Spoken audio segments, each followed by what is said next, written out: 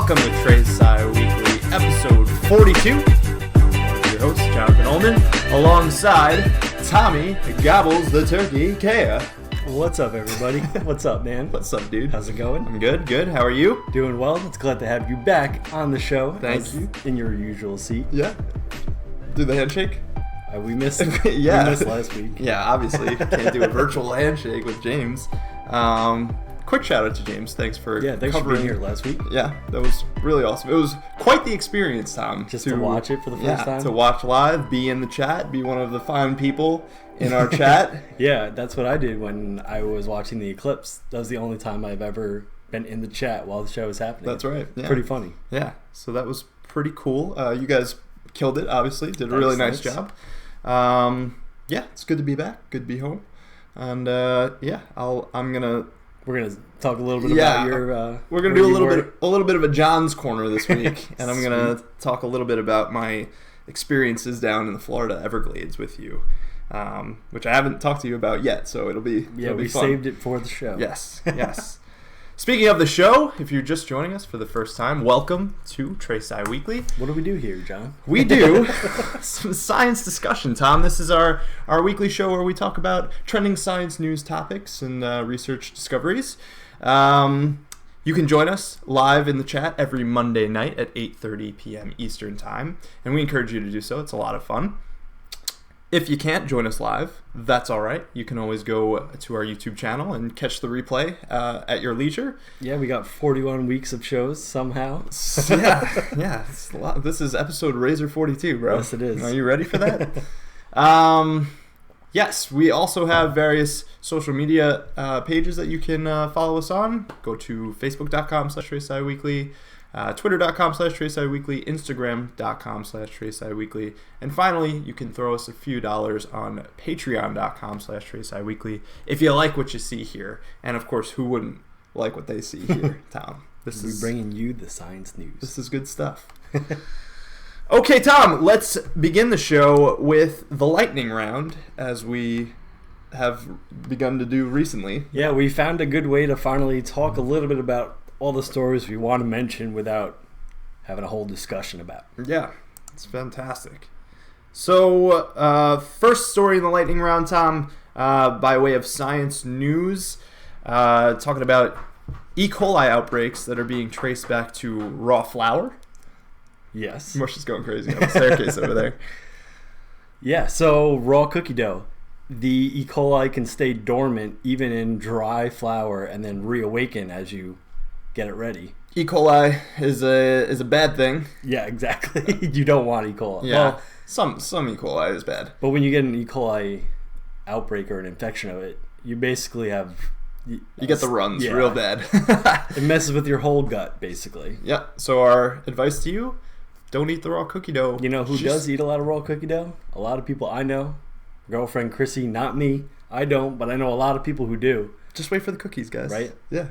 Some people prefer the raw cookie dough flavor over the actual cookie. I get it. But it's good. Be careful out there. Just be careful out there. Next up, this comes by way of NASA. They released a nice little cinematic computer simulation of the aerosols in the atmosphere throughout the summer season. So kind of you can see the hurricanes that go by here, Tom. The atmosphere. Yeah, so we're looking at the answer brown is blowing in the wind. Dust or sand from the Sahara. The blue is where they track sea salt. Aerosols are carried by the air around the globe. The other one is... Yeah, the white this one is visualization smoke. uses data from NASA satellites combined with our knowledge of physics and meteorology to track three aerosols: and then dust, just smoke, point it and to sea salt. Harvey on the screen.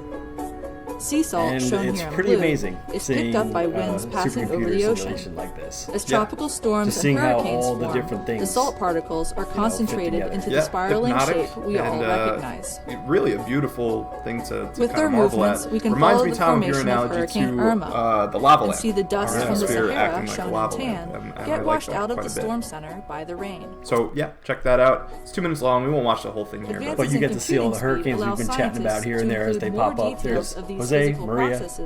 In their simulations of how the aerosols interact. Moving on, next up on the list, Cassini-Saturn tweeted out a one last mosaic image of Saturn, kind of the last one during the final days of Cassini's journey around the Saturn That's system. already been quite a while now, right? Yeah, that was quite a few episodes back. July, August? Yeah, somewhere around there. I don't remember. Yeah, so, Saturn, very beautiful. Obviously, nice picture there with the rings. Pretty cool stuff. Looks like your typical Saturn. Yep, no surprises there. Next up, news from Science Magazine talks about an alkali fly with a bubble coat. Yeah, so it can literally put a bubble on itself, go underwater, and exist in that bubble and chill underneath the water. It's like a real-life version of the Sonic the Hedgehog bubble. Yeah. I don't know if you guys know what I'm talking about. Oh, yeah. You hop in the bubble and you're good to go underwater. Yep. But this thing actually does that, and when you watch the video or see a video of it underneath the water, it's like repelling the water away, and it just moves through the water like nothing's happening. It's some crazy stuff. And you said it does so via hydrophobic hairs, right? Isn't that so mechanism? That it's really repelling the water. That's what makes it that bubble encapsulated as it goes underneath the water. Crazy stuff. Yeah, crazy stuff. Hopefully we'll get some cool nanotechnology from that. Yeah. Right? Speaking of nanotechnology, not yet. Spiders, Tom. We have an orb weaver spider that has like a strange circadian rhythm. Yeah, so, we talked about that with the Nobel Prize, right? Correct. That the natural circadian rhythm based on night and day is sort of a biological clock that all organisms have, but turns out this one doesn't have it on the same time period of the normal 24-hour day. Yeah, so much shorter in this case, right, with these spiders. Yeah, some of them were in like 18 hours or 17 hours, and every day they sort of repeat itself, and they almost jet lag themselves every day, but they make it work somehow. So maybe spiders are aliens from different planets. Tom, I think it's proof. I think we can definitively say it. You heard it here first, folks. Speaking of spiders and nanotechnology, combining the two, you get spiders that drink graphene, kind of a single-layer sheet of graphite, which is the same carbon material that is used in pencils. It turns out a layer of graphene is super strong. Correct. A thin layer. So when you spray spiders with graphene in their water, they'll drink it, and they somehow, I guess, get the ability to spin webs that are stronger than Kevlar. Pretty wild. So turning spider webs stronger by putting graphene onto their skin or allowing them to ingest it, and then they actually incorporate it in their web somehow. Yeah. They didn't say how they do it or what mechanism happens, but that's pretty crazy. That's some real Spider-Man stuff. Yeah. Making webs stronger. We're on the way. Spider silk is already pretty strong. I don't know. I think we're asking for it. If we make spiders too strong. Yeah. What are we doing? You're gonna see some small cats in spider webs soon. It's gonna be bad. Nat Geo concentrating on Mount Agung and the evacuation of Bali over in Indonesia. Mount Agung has basically been erupting. But they're not sure whether or not there's going to be a larger eruption. More long-scale eruptions. Yeah. Last time in 1963, nearly 2,000 people died, according to the headline here at Nat Geo. So this time around, hopefully, we're a little more prepared. Yeah, it seems like there's a lot more in the way of evacuation going on this time. So yeah, it's already underway, right? It's happening. Yep. So hopefully, no lives will be lost there. Yep. Next up, via New Scientist, kind of an update to the story on the ruthenium-106 cloud. Radioactive cloud over Europe. That was 2 weeks ago we talked about it. Yep, so Russian authorities have basically come forward and said that, yes, this is taking place at some facility that I forget the name of right now. But that facility, Tom, has denied any association with... Yeah, so they said in general, this is where it came from. And then when you pinpoint down the area, saying it came from that exact place, they're denying it. But I mean, there's been a lot of nuclear catastrophes going on over there over the years, right? Yeah, still really shady what's going on over there. Not too confident in Russia's ability to basically tell us the truth these days. Weather Channel, talking about a intense storm up in the Alaskan Aleutian Islands. That's the little island band that pokes out of it. Yeah. Basically, if you do this and say Alaska, everybody knows what you're talking about.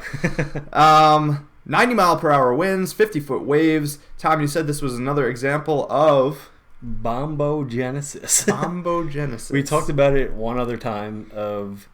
It was an example of like Superstorm Sandy or the recent storm that brought a lot of power outages to the Northeast. Mm-hmm. So when we talk about it, all these storms are low pressure systems. So when you have low pressure, we talked about it before, that's when the air is rising. So you have less air on the surface. So you have rising air. And then when you have that air up above that low pressure system, moving away further, making way for more rising air, it sort of strengthens the whole system. And when it drops a certain amount of millibars in pressure, they call it a bomb or a bombogenesis, an extreme strengthening of a storm. And that's exactly what happened in the Aleutian Islands.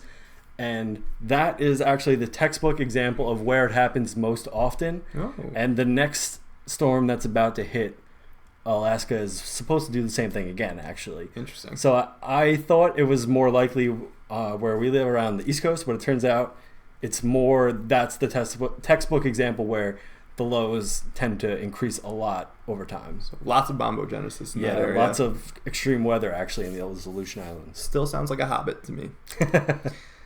And that will do it for the lightning round, Tom. That's all the news we've been covering this week.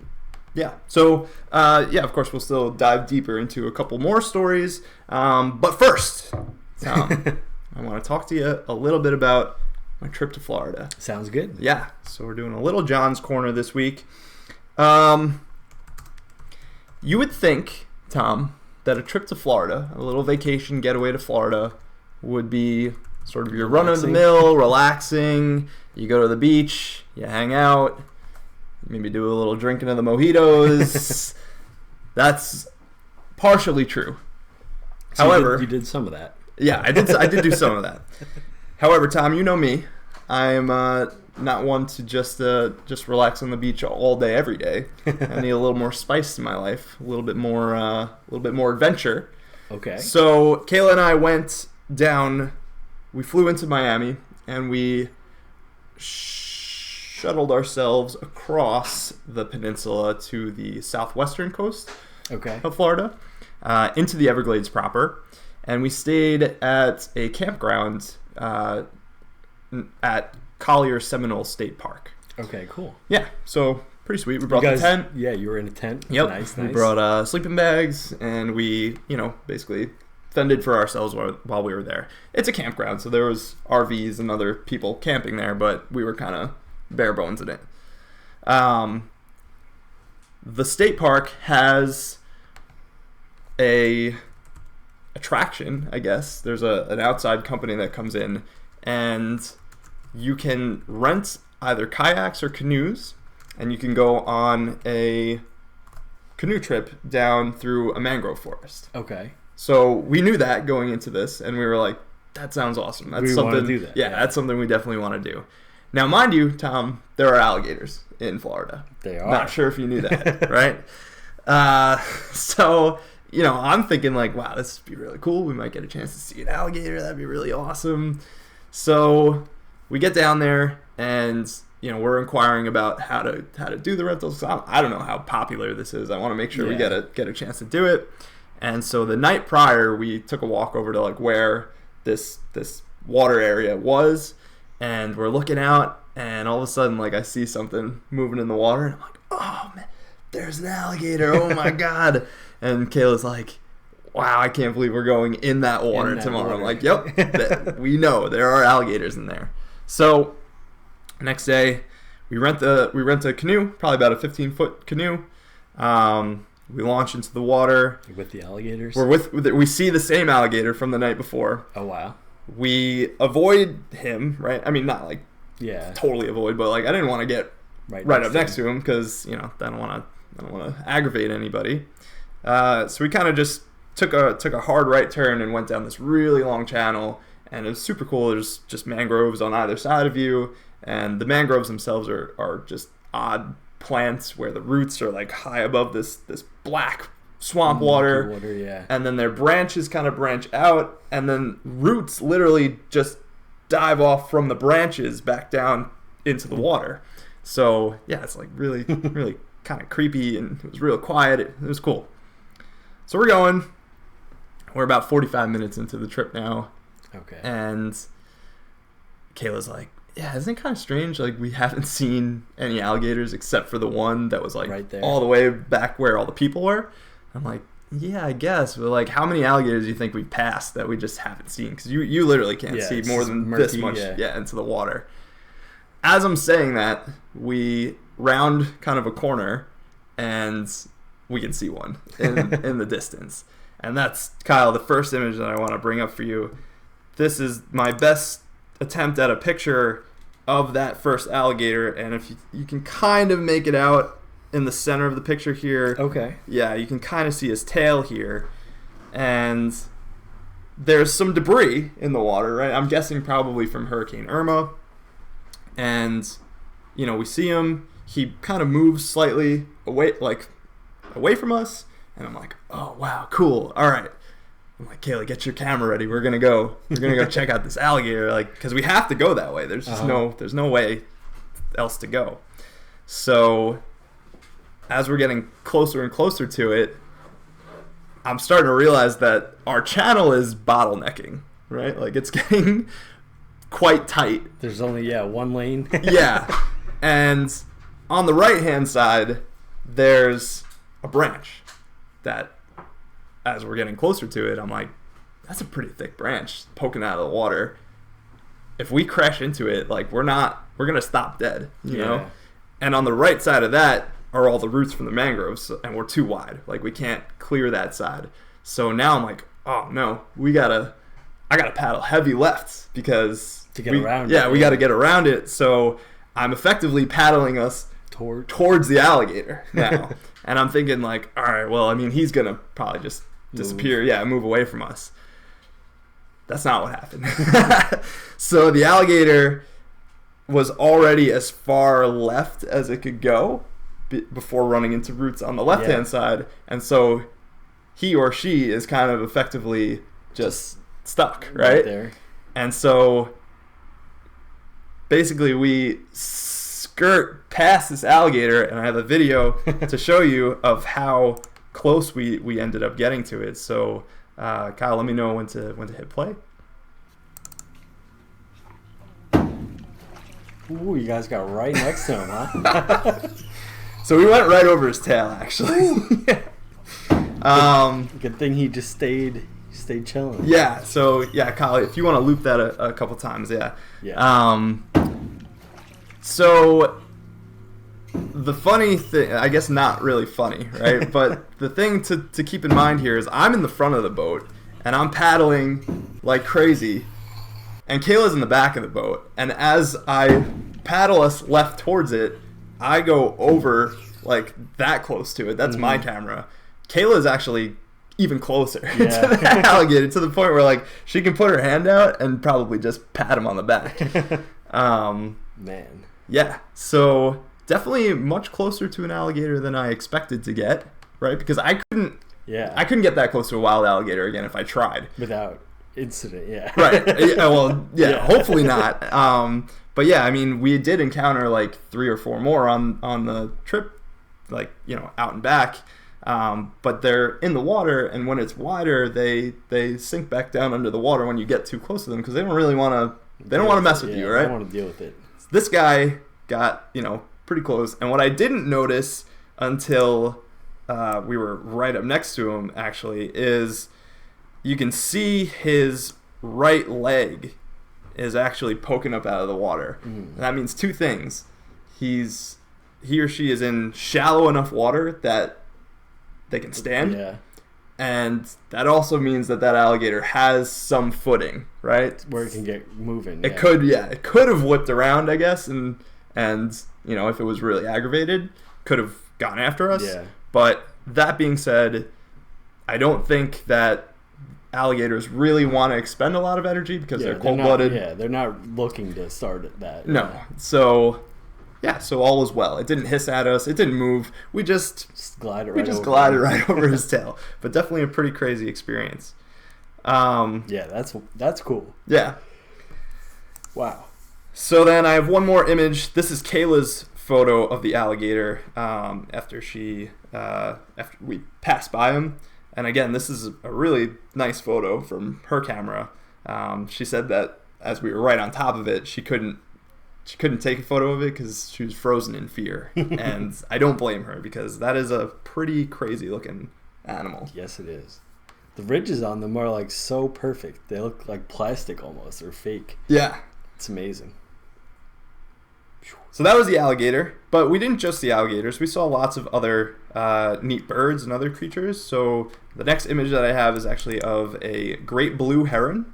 Nice. So that was pretty cool. These guys camouflage themselves really well in kind of look in like the mangroves. A reed almost. Exactly, yeah. With the long neck that you would not really notice unless you were really looking for them. But we saw a lot of these guys actually on the trip. Next image is a green heron. So okay. Last guy was a blue heron. This is a green heron, and these guys are a little stranger. Instead of wading around in the water, they'll kind of walk on the roots of the mangrove and hover over prey, and then as soon as they see something that they can catch, then they'll dive in there. They don't or even just snap their head yeah in. They just snap their head in. They don't even dive. They do dive. We saw some of them dive in, but like they're just trying to snap it out of the water. Yeah. So to contrast that, and yeah, you can see like how crazy the mangrove roots get. The next image, this is claustrophobic in there, man. Yeah, this is not of the same green heron, but this is what the green heron looks like when it's. I guess we got too close to it because he I guess felt distressed. Yeah, their necks like just shoot up. Yeah, like it's so weird. That's crazy. Yeah, that's the same bird. Like it doesn't look anything like it, but yeah, they have stretchy necks. Really, really crazy. Tries to appear bigger than he is, right? I guess, yeah. I don't know. Trying to fend off all those alligators, I guess. So that's a green heron. We also saw some turkey vultures. Ooh, those are scary. Yeah. So this guy's doing like his Meta Knight cape move or something. I don't know. They Pretty look cool. just like the Jungle Book ones, you know? Yeah. Yeah. So those guys. We also ended up going for a hike in the state park where we saw, this is an eastern lubber grasshopper. Wow, look at he's like orange with black designs on him. Yeah, he was probably about, maybe this big. Was he making a noise? No. No. I almost stepped on him. Kayla was like, watch out. So that was in the state park. The next day we went over to Marco Island, which is a beach on the southwest peninsula, and we saw more birds. We saw a snowy egret. That's the next image. That's pretty cool looking. Yeah, so this guy was kind of a solitary bird, just wading up and down the shoreline. Nice picture, yeah. Yeah. He's got a long beak. He's got like the flamingo legs almost. Yeah. It's like an in-between bird. Now I want to give a shout out, Tom, to the bird. No, to two apps actually. The Cornell. Let me look at what it's called. Hang on just 1 second. Helped you explore the wildlife. So I didn't do this until we got back, but the Cornell Lab Merlin app for iPhone is really good for using photos to identify the bird species that you see out in the wild. So you can take a picture of it, and then it'll tell you about it. Yeah, basically? and if you have your pictures set to location services, then it's easier for it to narrow down to tell you what it is. Yeah. So I use this guy. So it's like the ultimate bird finding app. Yeah, it's awesome. Pretty cool. And also iNaturalist, which works with birds, and then I've actually been going through some of my older photos of just anything, plants, animals, anything you encounter out in the wild. You can sort of tag it as the species that you think it is, and then other people in the community will look at your images and verify whether or not it is that species. And then looking through it, like, you know, your stuff can become what's called research grade. So like people can use a photo. Yeah, use your stuff for their research. So those are two apps that if you're interested in this kind of stuff, definitely take a look at. Cool. Yeah. We'll probably put those in the description of the video if we can. Yeah, absolutely. So that was our snowy egret, which we were able to identify because they have the black legs but the yellow feet, which is kind of cool. And then also on Marco Island, we saw, I guess, a flock of white ibis. And these guys were really interesting. There were 6 of them just, again, going up and down the shoreline, using their long, weird beaks to, like, dig into the sand and, like, look for prey. And we originally saw them, and I was like, whoa, Kayla, you got to get a picture of these guys. And this stupid kid, right, this, like, little 6-year-old boy or whatever, is just, like, throwing sand and rocks at him and scattering them around. I'm like, no, dude, what are you doing? Like, we're trying to take pictures of this guy. So we thought all hope was lost, right? Because they all got scattered. They got back together. They came towards us where we were hanging on the beach, and we were in the water at the time. I was like, "That bird's a go! We gotta go check him out." So we got some nice pictures of these guys. Nice. So then, Tom, more wildlife. I wish we were done, but no, more wildlife. Monday, right? So that was the day we went on the mangrove canoe ride. That was Friday. I'm sorry, that was Saturday. Okay. The Marco Island Beach day was Sunday. Monday morning, we leave the campground to go back to Miami, where we were staying in a hotel for the final 2 nights. On the way there, we find out that... So let me preface this with saying, my girlfriend hates to go in the water. She's not a fan of the ocean here at the beach. She's not a fan of large bodies of water. So we have our alligator encounter, and she's like, the next day at the beach, she's like, well, at least I don't have to worry about alligators in this water. Yeah. So I got her to go in the Gulf with me. It was nice. We were having fun. It was a good time. On the way over to Miami, we read a news story that on Hollywood Beach, which is like just 15 to 20 miles north of North Beach where we're staying, they found an American crocodile in the ocean. Really? Yeah. Oh, man. And they had, which is like totally strange. And they had to like obviously, capture it. And the American crocodile is endangered. There's only a few hundred of them in Florida, Gotcha. Okay. Whereas there's like over 1 million alligators. So, luckily they didn't kill it. They captured it and released it back into the wild. But like, wow, what a weird, crazy thing. And then we're about to stay on that beach and go in that water. Yeah. So Monday was kind of crummy weather, so we didn't really spend too much time at the beach that day. But the next day, Tuesday, we went to South Beach, Miami, to go back to the beach and to go in the water. And I'm feeling pretty good. I'm like, all right, cool. Kayla's, making steps towards being comfortable in the water with me in the Gulf. Like, I could probably piggyback off of that and get her to go in the ocean with me. So we go down to South Beach. There's tons of people. It's South Beach, Miami. That's the spot, right? And we walk up to the shoreline, and the waves are definitely rougher. They're crashing right on the shore. And I'm like, what do you think? You want to go in? And she's like, I don't know. So I'm like, all right. And I spot some people in the water, like a little bit down the ways from us. I'm like, well, what if we move down to where other people are? And she's like, yeah, okay, that would be good. So we go down that way. And again, she's kind of feeling iffy about it. And then I spot in the distance people that are walking pretty far out. So I'm like, oh, cool. There must be a sandbar out there. So we walk over to the sandbar, and she's like, yeah, I can do this. We can slowly walk it. Stand there, Yep. So we're in the water. We're in the water for probably like an hour. Then we got out. Then it was really hot. Then we would go back in. And I'm having her go all the way to the break, right? Because otherwise you get, even on the sandbar, you get pummeled with the waves. So I'm like, you gotta get past the break. So we're standing, pretty far in the water. And all of a sudden, a school of fish just starts, just coming right towards us. And they're like, I don't know, they're like maybe this big, these fish. And I'm like, whoa. And you see all the reflections of them. And it's like just stunning for a quick minute. And you're like, wow, that's crazy. And then Kayla turns to me and she goes, they're crashing into me. They're like hitting her? And I'm like, what? That's weird. And then one crashes into me. And I'm like, fish don't crash into people, right? Usually, yeah. Not usually. something's probably chasing these fish. So I'm like, okay. And we start now to like slowly just back away from the break back onto the sandbar.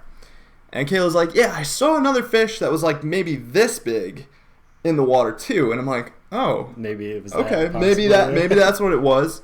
And now we're both kind of nervous, so we're scanning the water, both her and I. And the next wave rolls through past us, and there's the foam and whatnot, and so we're both kind of fixated on what we know is going to be the next visible spot where we can really kind of see into the clear water again. And we're both looking at this exact same spot, and all of a sudden, something, no joke, probably about 3 feet long. And I've never seen anything move in the water this way, right? Like, because there's some momentum to it. It moves in such a way like it's a torpedo, where it's just like approaches us, stops, and then turns and swims away. And Kayla's already halfway out of the water now at this point, and I'm like, oh my god! And I'm thinking, like, my heart sank, where I was like, that thing just investigated us. Yeah.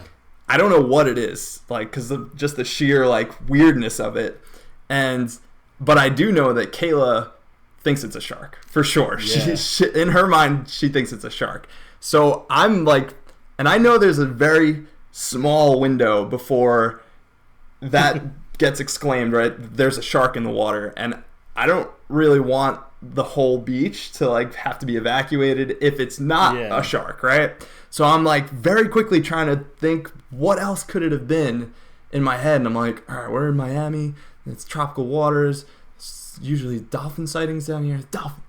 It had to have been a dolphin, right? So I'm like, babe, it's a dolphin. It's a dolphin. Relax.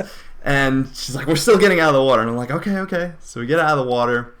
And she's like, are you sure it was a dolphin? I'm like, positive. I'm sure it was a dolphin. It had to have been, right? And we go back in now to the sandbar. I convinced her to go back in. Stupid. And we're standing there, and the more her and I are talking about it, the more I'm like thinking about it and reflecting on it. And she called it, actually. It was a shark, dude. It was a black tip shark, which I have an image of. This is not our image of it, but this is what we saw in the water. Gotcha. It looks like just like a bigger fish almost. Yeah. This image goes out to, image credit goes to the onlinefisherman.com. So, totally wild, dude. We're in one of the most populated beaches in the world, and like this shark was hunting. Like that's what it was. It was using the sandbar to drive the fish, the school of fish, into the shallower waters where it was gonna catch them and eat them. And the black tip shark, now doing research after the fact, is not responsible for any fatalities in Florida, but it does have the highest percentage of bites. Yeah, because it accidentally will bite something that it thinks is food. And that's not a good time. No. And that being said, I don't think that this guy was ever going to try to bite us. But if we weren't privy to the fact that those fish crashing into us shouldn't have been doing that, we might have remained in the crosshair. Where it was, right. Yeah. And that could have been potentially dangerous. But that being said, to know that this shark really came up to us and decided like, no, you're not my food, and then swam away from us, that's a pretty chilling but rare and kind of unique experience. So I thought that was pretty cool.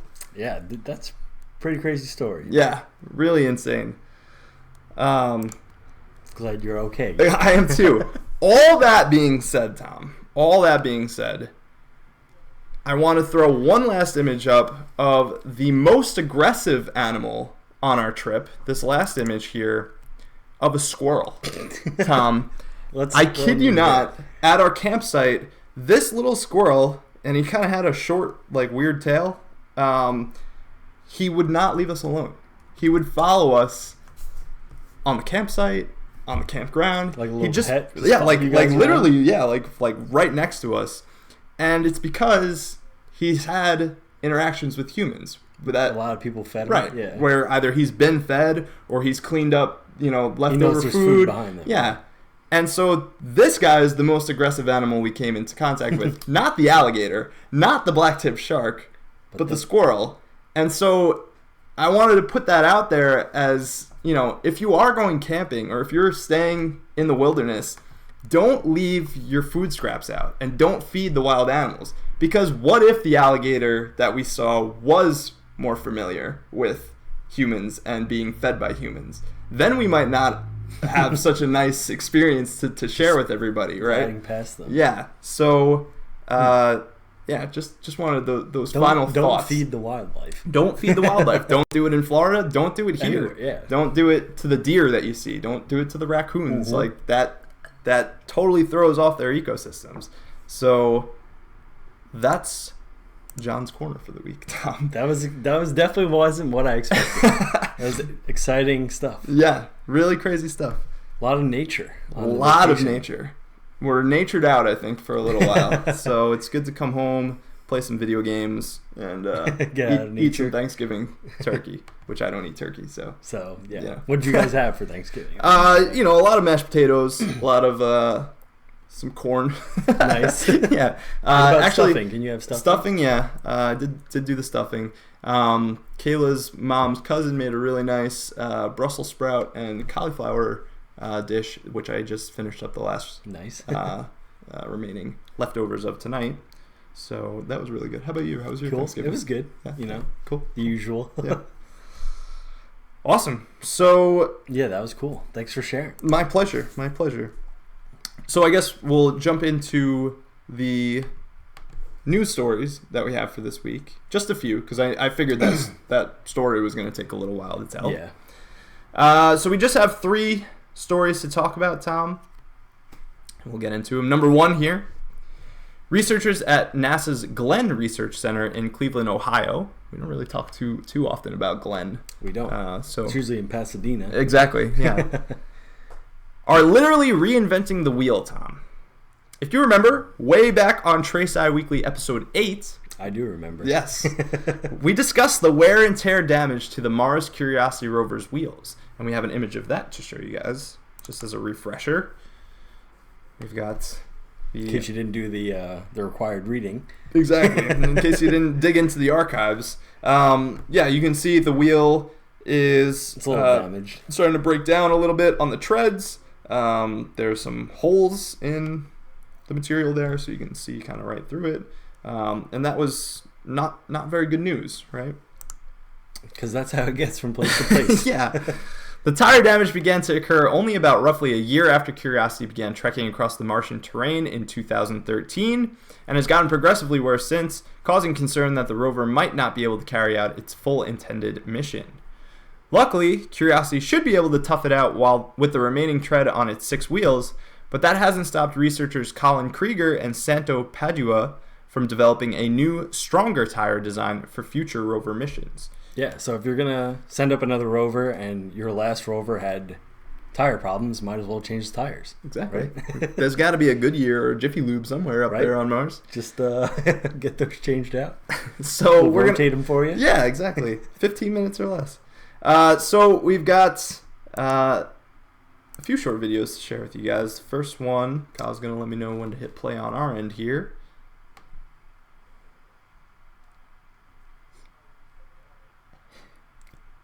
About 8 or 9 years ago, our team here was developing tires for future big lunar rovers, thinking like a lunar Winnebago type vehicle, so something that would support a lot of load. And we realized that NASA needed better tires to do that work, and so that's how we came up with what we now call the spring tire. At the time, we had no material scientists on our team. We were just using spring steel because that's what was used in the past. And so we had made several prototypes. They performed great in sand, they got good traction, could carry a lot of load, but we always came across this one problem of where the tires would undergo plastic deformation. They would get dents in them when you load them up too much. We were struggling to find a solution to fix that problem, and then probably about 4 or 5 years ago, I just happened to be over in the building here where the slope lab is. And I was over here for a different meeting for the work that I do in shape memory alloys. And I ran into Colin in the hall and I was like, what are you doing back? And why aren't you over in the impact lab? because I knew him as a student. He said, well, I've graduated and I've been working out here full time for a while. I'm like, really? Where do you work? And he said, I work in Slope. And I said, I've been here for over 10 years and I hear about this Slope place, but I've never been in it. And he said, well, if you have a minute, I'll take you in there. And so we came into the lab, and as soon as we walked in, I saw the tires, and I looked at him and I said to him, aren't you having a problem with plastic deformation in this? And he smiled like he is right now, and he said, yeah. And I said, I have your solution. Yeah, and I had never even heard the term shape memory alloys before that. I knew he was a material science engineer, but I had no idea he was working on that. And so since then, we've been collaborating on these tires using his material expertise, especially in shape memory alloys, to come up with this new tire that we think is really going to revolutionize planetary rover tires and potentially even tires for Earth too. Okay, so that's pretty cool. Pretty cool. Seems like it was a bit serendipitous. Not not really a thing that was totally planned out, but a chance meeting and like we could figure this out. Yeah, neat little story. So using a nickel titanium-based shape memory alloy, along with the spring tire design, allows for a heavy payload to undergo extreme deformation when crossing harsh, rugged terrain. The atomic structure of the alloy gives the material the ability to return to a stabilized configuration once deformation stresses have been alleviated. Thus, the tire can almost never break. We've got a couple more videos to show you about that. Sounds good. Yep.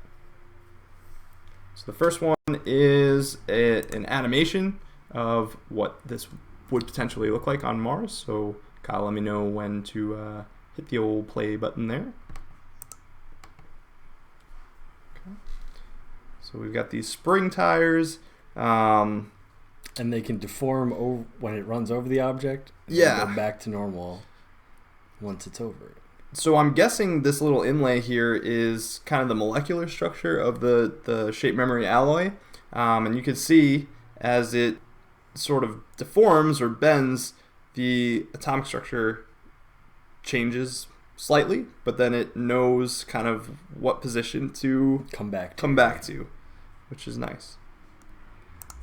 And then one more video here showing them testing this out in the lab. Cool.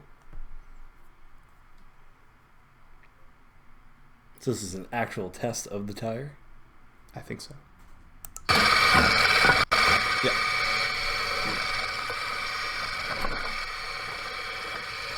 So these jagged rocks are meant to simulate the surface of Mars. Yep. And, you can see why Curiosity's wheels are getting all torn up, obviously, going over that stuff. So pretty cool. Yeah. Pretty cool stuff. Definitely cool. We were talking about how eventually, isn't it like NASA technology trickles down to us normal folk eventually? Yeah, dude. This will be some sort of wheels in the future somewhere. Exactly. All of our miniature-sized electronics basically trickled down to us when the Apollo missions were happening, and they needed electronics to be able to fit into a small space on the lunar module. So yeah, this is the same sort of deal. Yeah. So those videos, of course, credit goes to nasaglenn. The image before credit goes to NASA JPL-Caltech and Malin Space Science Systems. So when can we get those on the old Grand Cherokee? Ooh, not sure, but I do know that the Mars 2020 rover is the next scheduled ROV to be deployed to the Red Planet. So hopefully, we're thinking those may possibly be on there. I think so. I think that's the goal. So. And then we could just drive anywhere, huh? Yeah. Just off-road. Who cares? Exactly. That's cool. Yeah. You don't have to worry about, is that cliff too dangerous to check out? There might be cool hematite. They're like, no, but there's a little cliff. Yeah. Who cares? We're going. Yeah, the route planning, it becomes a lot easier. Yeah, you can go to a lot of places. Yeah. Cool stuff. Definitely maybe really even cool. Jump a few gaps while you're at it. Yeah, Tony Hawk style. That'd be awesome. All right. Next story, number 2. Limo driver / stuntman Mad Mike Hughes is getting a lot of attention after the Associated Press reported on Hughes' plans to launch himself about a mile up into the sky in a rocket he built out of scrap and salvaged parts. We have an image. Credit goes to Associated Press for Mad Mike over here. I'll bring it up too. Mad Mike. This is Mad Mike and his red rocket. I had to say it. Hughes will do this in an attempt to prove that the Earth is flat, despite literally thousands of years worth of evidence for the contrary, from ancient civilizations, scientific methods, and deductive reasoning, to modern spacecraft traveling with cameras on board that document our clearly round spherical home planet. Quote, "I don't believe in science," says Hughes. You usually don't end off too well when you say that quote. "I know about aerodynamics and fluid dynamics and how things move through the air, about the certain size of rocket nozzles and thrust, but that's not science. That's just a formula. There's no difference between science and science fiction." End quote. Wow. Some bold words. Pretty bold. But I mean, he seems to be a pretty bold guy. I mean, his name is Mad. Yeah. The original plan was to launch on Saturday, November 25th, but the Bureau of Land Management barred Hughes from using his intended site in Amboy, California. In addition, the launcher he had built from a used motorhome, quote, broke down in the driveway, end quote. One of the larger expenses of the $20,000 project. The setback hasn't deterred Hughes, however, as he plans to instead launch from a private property, quote, as early as next week. Tom? What do you think about all this? Yeah. I was away on vacation, so I didn't really spend all that much time looking at my Twitter feed. But I could not escape this story. This was getting tossed around on my feeds like crazy. I don't know about you. Yeah, I had seen it brought up quite a few times, and I'm not too sure why, to be completely honest. But it is kind of funny how we're still talking about flat Earth stuff, right? It's like, how are these people still out there? Yeah. I mean, this guy seems to be the ultimate conundrum, right? Because he's got the engineering prowess to build a rocket. Like, you know what I mean? Like, yeah, like is he trolling? Like, what is he just trying to get like in the media? Yeah. I mean, he has his own YouTube channel. He's done this before. He is a stuntman. So maybe, right? Like, this just is trying to appease to a new fan base. The flat earthers might watch me. Yeah, that and you know, the attention that this got from the actual science community, I'm sure spiked all of his viewership numbers just by way of people being just like, this guy's an idiot. Yeah. Blah, blah, blah. So yeah, maybe it is a giant trolling. A giant publicity troll stunt. That said, like, I saw the prior video of him launching himself in a rocket before. Legit, He's really done this. So, but he hasn't proved that the Earth's flat. No, he hasn't. He has launched a rocket, though. Yeah. I mean, at this point, like, if you're interested in this,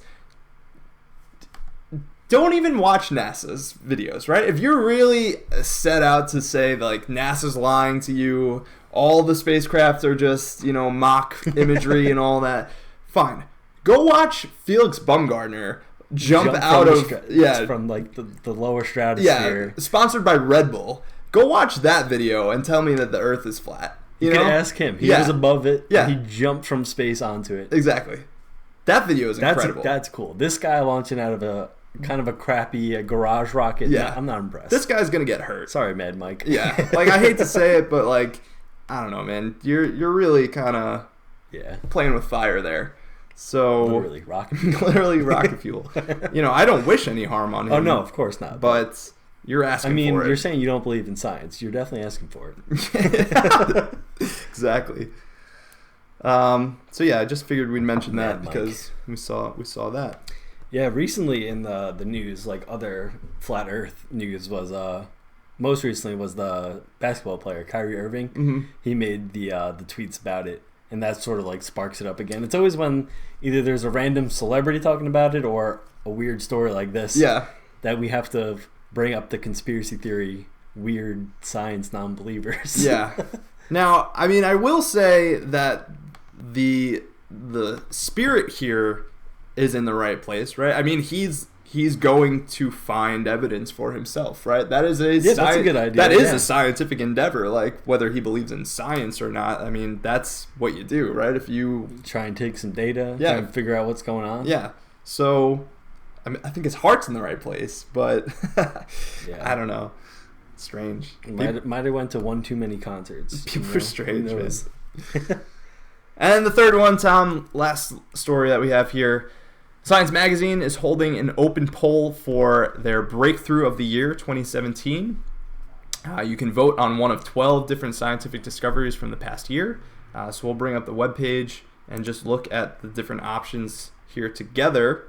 I just thought this was interesting just to kind of see like a game of the year sort of thing for science. Any of them the popular ones that have already won Nobel Prizes, or are they sort of different ones? So let's run through them. So I mean, I haven't totally read through all of these yet because I got to do some research before I cast my vote before here. you voting. But the little options that they say here are fixing tiny mutations. I don't particularly remember covering anything.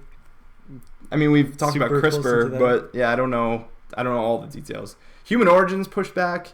I remember this coming up. We talked about that actually on one episode a little bit. Yeah. Again, we don't. How it might have been hundreds of thousands of years earlier than we realized. Yeah. I'm not sure. And our specialties, are not in anthropology. So if we missed this particular study, then we apologize for that. A drug for many cancers. I don't think we even talked about that at all. Gene therapy success. We have talked about gene therapy successes. Gene therapy, biology preprints take off. I've been reading a lot about Earth Archive. I don't know if you've seen that. No, I haven't. It's a geology preprint site that's been getting a lot of traffic, which is nice. Cool. This whole thing with the preprints versus published science is a whole interesting world of its own. Yeah.